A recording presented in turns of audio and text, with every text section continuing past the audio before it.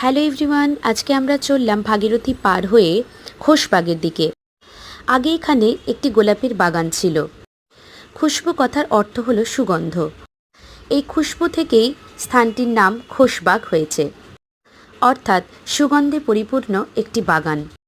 পলাশীর যুদ্ধের পর নবাব সিরাজউদ্দৌলাকে হত্যা করে এখানে সমাধিস্থ করা হয়।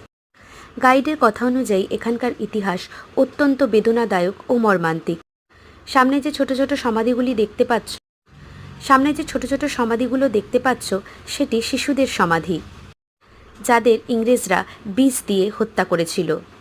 চলো এবার আমরা ঘরের ভিতরে যাই। এখানে আছে নবাব সিরাজউদ্দৌলা, তার স্ত্রী লুৎফুন্নেসা বেগম এবং তার দাদু আলীবর্দী খাঁয়ের সমাধি। বাইরে ছিল মারাত্মক গরম, কিন্তু যখনই আমরা ঘরের মধ্যে প্রবেশ করলাম, ঘরগুলো আশপাশের ওয়েদারের থেকে ছিল যথেষ্ট শীতল।